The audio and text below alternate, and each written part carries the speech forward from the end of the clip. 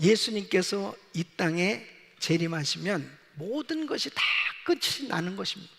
이 땅은 이제 불살라 없어지고, 그리고 새하늘과 새 땅, 새 예루살렘이 세워지는 것입니다. 예수 믿고 성령으로 거듭난 성도는 이제 예수님과 함께 혼인잔치에 들어가고 참으로 기쁨이 충만한 천국을 누리게 되지만, 불신자, 예수 믿지 않는 사람들에게는 바로 땅을 치며 통곡하며 무서운 심판의 날이 되어지는 것입니다. 그래서 우리 성도는 정말 예수님의 재림이 최대의 소망이 되는 것이고, 바로 그때가 되어지면 우리 예수 믿는 사람은 가장 축복의 그 천국에서 영원히 살게 되어지는 그런 은혜를 누리게 되는 줄로 믿습니다. 그래서 이 천국 혼인잔치에 참여한다고 하는 것은 막연한 것이 아닙니다. 이제 하나님의 스케줄대로 모든 것이 다 진행되고 있는데 그날이 반드시 오게 될 줄로 믿습니다. 오늘 이 본문 말씀은 우리 예수님께서 열 처녀의 비유를 통해서 천국 혼인잔치에 대해서 아주 중요한 교훈의 메시지를 주고 계십니다. 이 열 처녀가 있었습니다. 이 열 처녀는 다 등을 들고 신랑을 기다리고 있었습니다. 이 열 처녀는 교회 다니는 교인이라고도 말할 수 있어요. 이 신랑은 예수 그리스도죠. 바로 모든 교인들은 다 예수님의 재림을 믿고 예수님께서 재림하실 것을 기다리고 있는 거죠. 그런데 분명히 오늘 이 말씀을 보면 지혜로운 다섯 처녀는 이 등을 들고 기름을 준비하고 이제 혼인잔치에, 천국 혼인잔치에 들어갔는데, 미련한 다섯 처녀는 그렇게 기다리면서 신랑을 맞이하기를 바랬지만은 혼인잔치에 들어가지 못했다고 말씀하고 있습니다. 여러분, 혼인잔치에 들어가지 못한다면 이것처럼 낭패는 없어요. 이것처럼 비극된 일은 없습니다. 천국 혼인잔치에 들어가지 못하면 인생 최대의 실패인 것입니다. 아무리 우리가 열심히 교회 생활을 했다 하더라도 만일에 이 미련한 다섯 처녀처럼 천국 혼인잔치에 들어가지 못한다면 이것이야말로 가장 슬픈 일일 수밖에 없는 것입니다. 저는 오늘 이 말씀을 준비하면서 저와 우리 모든 성도들은 주님 재림하실 때 천국 혼인잔치에 들어가는 이런 놀라운 복을 받아야 되겠다, 이런 은혜를 받으시길 축원합니다. 오늘 이 말씀은 말세를 살아가는 성도들에게 예수님의 재림을 기다리는 이 성도의 삶, 성도의 자세가 어때야 될까 하는 것에 대해서 너무 중요한 교훈을 주고 있습니다. 언젠가 우리 주님 재림하실 텐데 과연 나는 어떤 모습으로 우리 주님을 맞이할 것인가? 반드시 이때가 오거든요. 그때에 여러분 모두는 기쁨으로 그 혼인잔치에 참여하고, 그리고 진정한 행복자로 그 혼인잔치의 주인공이 될 수 있기를 예수 이름으로 축원합니다.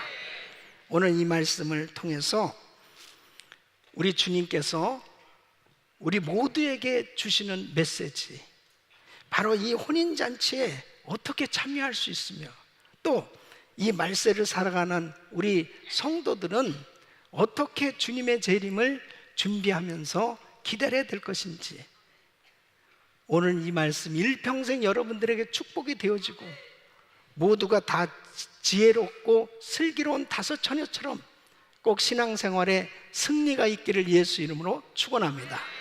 그 첫째는 신랑 되신 예수님은 자기 신부된 교회를 위해 재림하신다는 것입니다. 여러분 6절 말씀 보면 밤중에 소리가 나되 보라 신랑이로다 맞으러 나오라 하며, 이 신랑이 분명히 나타났어요. 다 10명이 등을 들고 졸면서 잤다고 그랬습니다. 그러니까 한밤중에 이 신랑이 왔는데 결국은 이 신랑이 나타났어요. 이것은 바로 우리 예수님은 내가 다시 오겠다고 약속하신 그 약속대로 반드시 우리 주님은 재림하실 줄로 믿습니다. 이 약속을 믿습니까? 너무 중요한 것입니다. 예수님께서는 이 비유 설교를 하실 때 너무 어렵게 제자들이 전혀 모르는 어떤 풍습이나 내지는 어떤 사물을 예를 들면서 그렇게 어렵게 말씀하시지 않았어요. 이 유대 결혼은 보통 초저녁에 합니다. 워낙 날씨가 더우니까 한낮보다는 초저녁, 선선한 그러한 그 환경 속에서 이제 결혼식을 하게 되는데 약 일주일 동안 잔치가 벌어진답니다. 그러면 이제 신랑이 신부 집에 가는 거예요. 그래서 이 신부를 데리고 이제 신랑 집으로 오면 그곳에서 이제 혼인 잔치를 하게 되는 것입니다. 근데 보통 이 혼인 잔치를 할 때 신부가 준비가 안 되거나 신랑이 준비가 안 되면 그 결혼식이 늦어질 때가 얼마든지 있어요. 오늘 이 말씀 보면은 예수님 이렇게 말씀하는 거예요. 신랑이 더디 왔다. 그런데 그 신랑은 반드시 결혼식에 그날에 나타나게끔 되는 그 이유가 뭐예요? 자기 결혼식을 기억하지 못하는 신랑 없습니다. 아무리 1년 후에 며칠 날 한다 그래도 그것에 대해서 다 기억하고 있어요. 자기 결혼식 날짜만큼은 손꼽아 기다리는 거예요. 여러분, 우리 예수님만이 언제 오시겠다 하는 그 날짜를 알고 있죠. 우리는 몰라요. 그럼 우리 주님도 역시 그날에 반드시 오실 줄로 믿습니다. 자, 계시록 19장 7절로 9절에 보면 우리가 즐거워하고 크게 기뻐하여 그에게 영광을 돌리세요. 어린 양의 혼인 기약이 이르렀고 그 아내가 예비하였으니 그에게 허락하사 빛나고 깨끗한 세마포를 입게 하셨은즉 이 세마포는 성도들의 옳은 행실이로다 하더라. 천사가 내게 말하기를 기록하라. 어린 양의 혼인잔치에 청함을 입은 자들이 복이 있도다 하고 또 내게 말하되 이것은 하나님의 참되신 말씀이라 하기로. 어린 양의 혼인잔치에 청함을 입은 자들이 복이 있다 이렇게 말씀하십니다. 여러분, 우리 성도의 삶 가운데 예수님 재림하실 때 그 혼인잔치가 벌어지는데 그 혼인잔치에 청함을 받은, 확실히 혼인잔치에 들어갈 수 있는 사람은 복을 받은 거예요. 그 혼인잔치는 반드시 열리게 되거든요. 그럴 때 바로 여러분들은 그 잔치에 초대받은 초대장이 분명히 있는가 한번 생각해 보셔야 됩니다. 데살로니가전서 4장 16절로 17절에 이렇게 말씀하십니다. 주께서 후령과 천사장의 소리와 하나님의 나팔로 친히 하늘로 쫓아 강림하시리니 그리스도 안에서 죽은 자들이 먼저 일어나고 그 후에 우리 살아남은 자도 저희와 함께 구름 속으로 끌어올려 공중에서 주를 영접하게 하시리니 그리하여 우리가 항상 주와 함께 있으리라. 주님께서 반드시 이렇게 강림하실 것을 말씀하고 있습니다. 우리 주님 재림하실 때 그 혼인잔치가 벌어졌을 때 저와 여러분들이 기쁨으로 그 혼인잔치에 참여할 수 있는 이런 영광을 누릴 수 있기를 예수 이름으로 축원합니다. 주님은 반드시 재림하십니다. 자, 두 번째는 바로 주님의 재림이 늦어지는 것도 하나님의 은혜이다 하는 것입니다. 자, 5절 말씀 보면 신랑이 더디 오므로 다 졸며 잘세 그랬습니다. 이제 초저녁에 결혼식 준비가 되고 있어요. 근데 신랑이 점점 늦는 거예요. 그러니까 어느 때 왔느냐? 6절 말씀 보면은 밤중에 소리가 나되 한밤중이 되었습니다. 그때 신랑이로다 맞으러 나오라 그랬습니다. 그러니까 한밤중에 다 졸며 잘 때 신랑이 왔다고 말씀하십니다. 여러분, 열 처녀들이 다 기다렸는데 신랑이 더디 왔다라고 하는 이 말씀은 결국 우리 예수님께서 이제 부활하시고 승천하시기 전에 제자들에게 이렇게 말씀하시면, 내가 다시 오겠다. 주님은 재림을 약속하셨단 말이에요. 그 주님이 재림을 약속하신 그때부터 말씀입니다. 그러니까 예수님께서 다시 오시면 이 세상은 이제 끝장나는 거죠. 그러니까 주님을 믿는 성도들은 그때부터 지금까지 기다리고 있는 거예요. 그러면 2000년이 되고 있잖아요. 주님께서 이제 승천하시고 난 다음에 재림을 약속하신 것이 지금까지 기다리고 있으니까, 그때 당시에 그 말씀을 들었던 사람이 베드로입니다. 그러면 그때부터 주님이 다시 오시겠다고 말씀하셨으니까 얼마나 사모하며 기다렸겠습니까? 그러니까 어떤 사람은 오긴 뭘 오냐 그러면서 예수님의 재림을 의심하고, 그 다음에 어떤 사람은 조롱하면서 말했던 사람들도 있었던 것 같아요. 그러니까 베드로후서 3장 8절로 9절 보면 이렇게 말씀하고 있습니다. 사랑하는 자들아, 죽게는 하루가 1000년 같고 1000년이 하루 같은 이 한 가지를 잊지 말라. 주의 약속은 어떤 이에 더디다고 생각하는 것 같이 더딘 것이 아니라 오직 너희를 대하여 오래 참으사 아무도 멸망치 않고 다 회개하게 이르기를 원하시느니라. 그러니까 사실은 주님이 훨씬 전에 오실 수도 있죠. 그런데 정말 더디 오신 것이 얼마나 감사하냐면, 만일 여러분 100년 전에 우리 주님이 오셨다면 우리는 어떻게 되는 겁니까? 저는 제가 예수 믿고 나서 정말 충격받은 게 있어요. 그게 뭐냐면, 나는 불신자 중에서도 불신자였거든요. 나한테 전도하는 사람에게 왜 예수를 믿지 말아야 될까를 잘 설명해 줬던 사람. 그러니까 그때 예수님이 오셨으면은 나는 지옥이야. 와, 그 생각하면 정말 아찔합니다.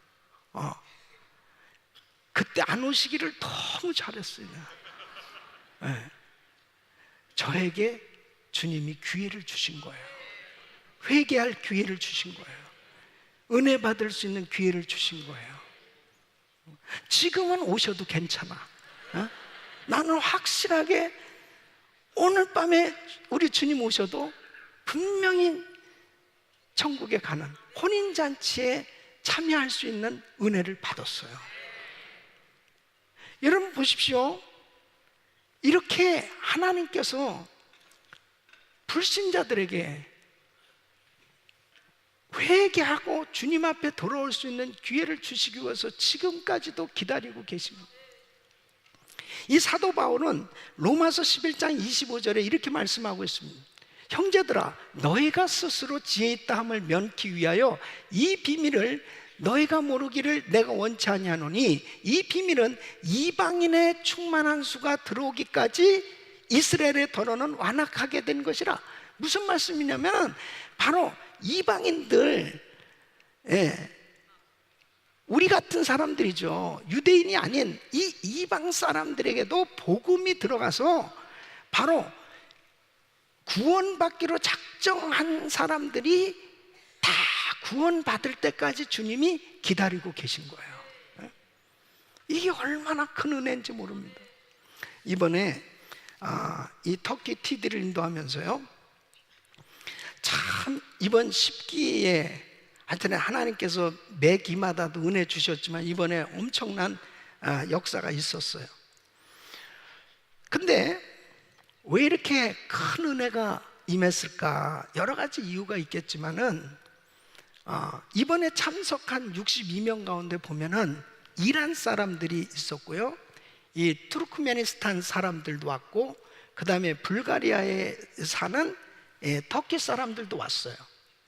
근데 이란 사람들은 주로 구성원들이 이란에서 열심히 신앙생활을 하다가 이제 거기서 추방이 됐다거나 신앙의 자유를 위해서 탈출한 사람들이 있어요. 그런 사람들은 간증을 들어보면 이 터키 땅에 와서 너무나 이 불이 꺼졌다는, 너무 신앙생활하기도 힘든 그런 상황. 그런데 이 테디에 와서 찬양하면서 막 이 불이 붙기 시작하는 거예요. 이 투르크메니스탄 사람들도 역시 마찬가지. 그러니까 여러분 보세요, 은혜를 사모하고 막 그렇게 뜨겁게 간절히 뭔가 하나님의 역사를 기대하는 사람들이, 환경이 만들어지면 이 불이 붙기 시작하는 거예요. 그 가운데서 눈물을 흘리면서 예수 그리스도를 영접하고요, 그리고 어떤 사람은 정말 나는 내 가슴에 예수님이 안 믿어져요, 예수님이 안 믿어져요 이러면서 답답했던 사람이 확실하게 성령으로 거듭나고 방언의 은사까지 받고 너무나 기뻐서 간증하고, 30년 동안 머리가 아프고 토하고 너무 힘들게 살았던 사람이 그 모든 병마가 다 떠나가고 하나님의 역사를 경험한 간증들이 줄을 잇는 거예요. 하나님이 하신 줄로 믿습니다. 하나님이 역사하셨어요. 주님이 왜 더디 오시느냐? 정말 구원받아야 될 사람들이 있기 때문에, 이렇게 이방인들 가운데 예수 믿어야 될 사람들이 있기 때문에 주님은 지금도 기다리고 계신 거예요. 여러분, 우리 가족 가운데 아직도 예수 믿지 않는 우리 가족들, 우리 자녀들, 주님께서 기회를 주고 계신 것이죠. 주님이 더디 오시는 것도 하나님의 은혜입니다. 이 기회를 놓치면 안 돼요. 세 번째는 오직 준비된 자만 혼인잔치에 참석할 것이라는 것입니다. 자, 7절로 10절 말씀 보세요. 이에 그 처녀들이 다 일어나 등을 준비할세 미련한 자들이 슬기 있는 자들에게 이르되 우리 등불이 꺼져가니 너희 기름을 좀 나눠달라 하거늘 슬기 있는 자들이 대답하여 가로되 우리와 너희의 쓰기에 다 부족할까 하노니 차라리 파는 자들에게 가서 너희 쓸 것을 사라 하니 저희가 사러 간 동안에 신랑 용무로 예비하였던 자들은 함께 혼인잔치에 들어가고 문은 닫힌지라. 여러분, 10처녀가 두 부류로 나눠져요. 한 부류는 신랑과 함께 이제 이 혼인잔치에 들어갔어요. 근데 한 부류는 기다렸지만 준비되지 못해서 결국 혼인잔치에 참여하지 못한 미련한 5처녀가 있다고 말하고 있습니다. 자, 무엇이 문제예요? 지금 10처녀가 다 등을 들고 같이 기다렸는데 5처녀는 이제 그 혼인잔치에 들어가고 5처녀는 혼인잔치에 들어가지 못했는데 그 이유가 무엇일까? 그 그릇에 기름을 준비하지 못한 이 5처녀들이 들어가지 못했다는 거예요. 근데 그 들어가지 못한 사람에 대해서 주님이 너무나 냉정하게 말씀하십니다. 12절 말씀 보면 이렇게 말씀을 하십니다. 진실로 너희에게 이르노니 내가 너희를 알지 못하노라. 와, 이거 너무 정말 충격적인 말씀 아닐까요? 등을 가지고 그 신랑을 기다렸는데 야, 너 몰라.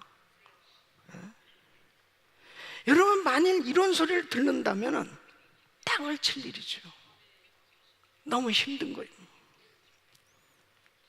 마태복음 7장 22절로 23절에 보면 그날에 많은 사람이 나더러 이르되 주여 주여 우리가 주의 이름으로 선지자 노릇하며 주의 이름으로 귀신을 쫓아내며 주의 이름으로 많은 권능을 행치 아니하였나이까 하니 그때 내가 저희에게 밝히 말하되 내가 너희를 도무지 알지 못하니 불법을 행하는 자들아 내게서 떠나가라. 이거 얼마나 낭패입니까? 제가 선지자 노릇 했다는데요, 근데 내가 너 알지 못해. 이것만큼 고통이 어디 있겠습니까? 이 비유의 핵심이 뭐예요? 오늘 이 비유가 우리에게 천국에 관하여 가르쳐주는 교훈이 뭡니까? 주님 만날 수 있는 준비가 되어야 한다는 것입니다. 바로 이 기회를 놓지 말라는 거예요. 이 비유의 핵심은 기름을 준비하는 지혜예요. 그러면 이 기름이 뭡니까? 신학자들은 여러 가지로 해석하지만 이 기름은 믿음과 성령을 의미하는 것입니다. 정말 내가 확실한 믿음을 가지고 있는 거예요. 내가 확실하게 성령으로 거듭났는가?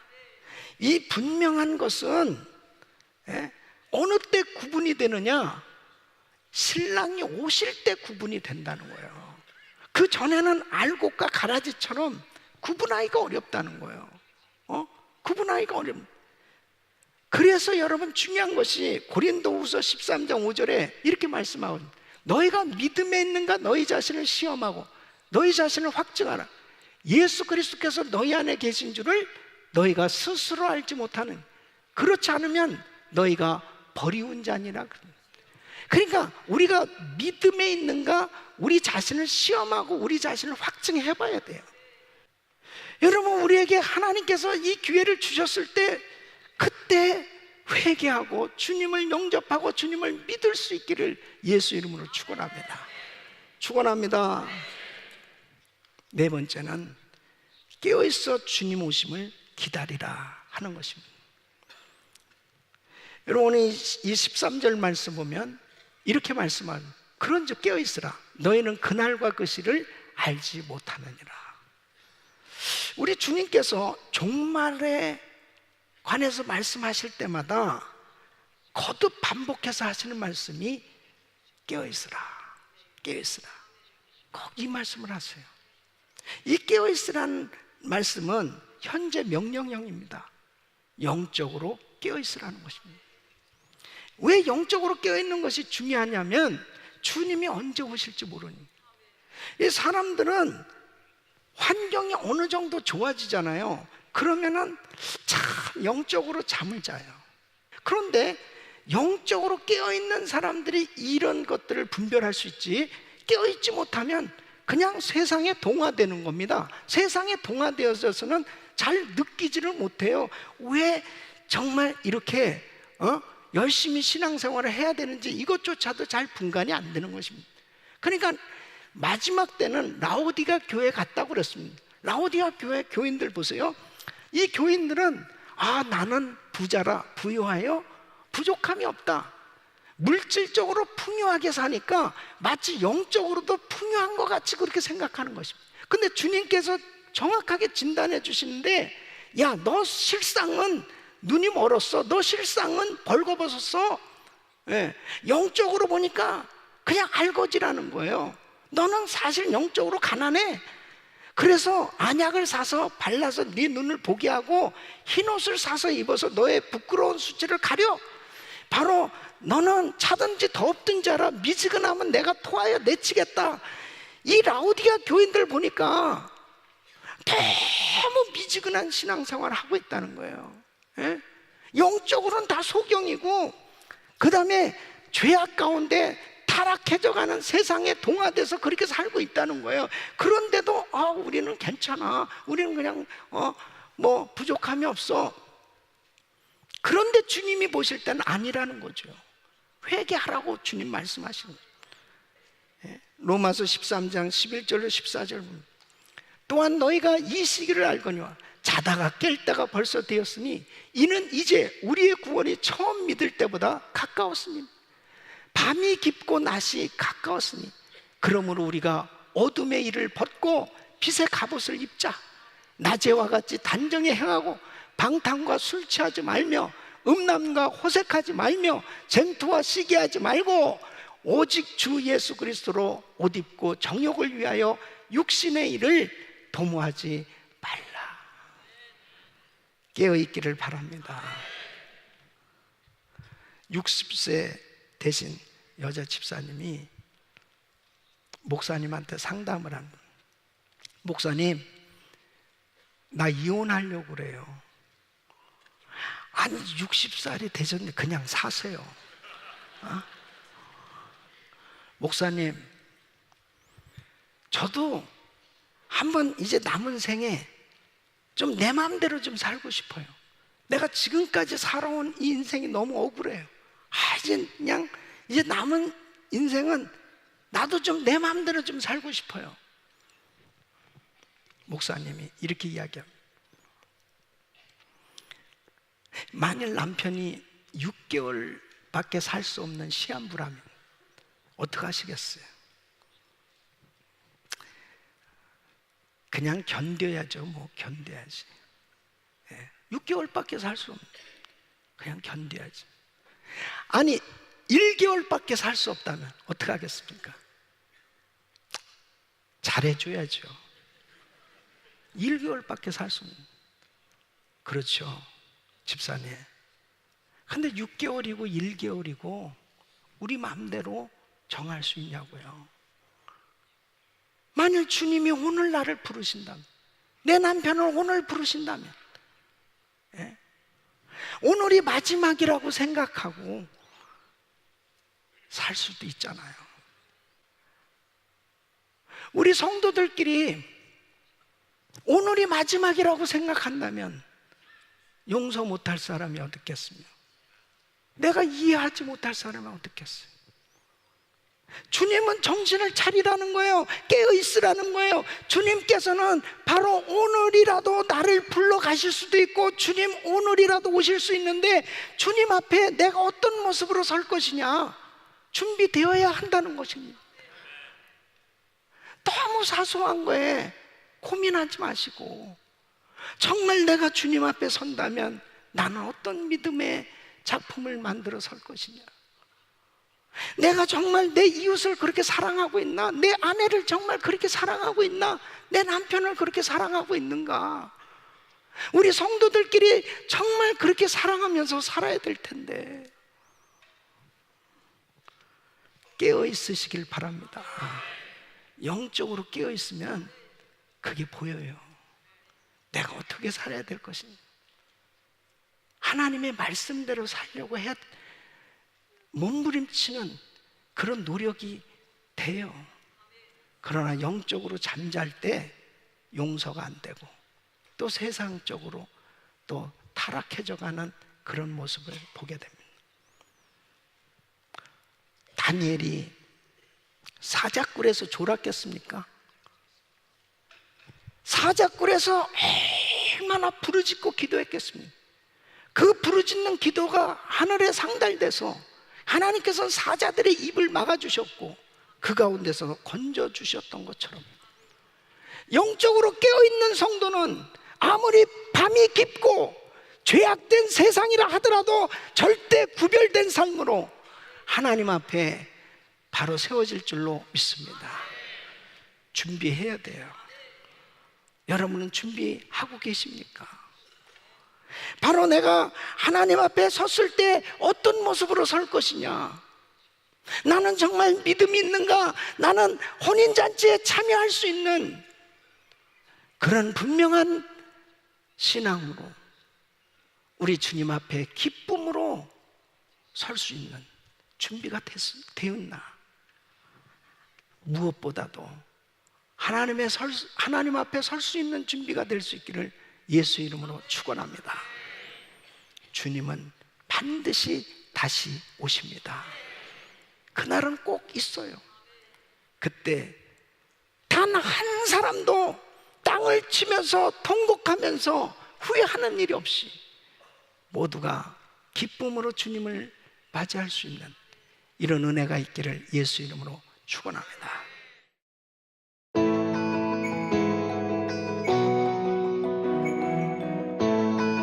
주시옵소서.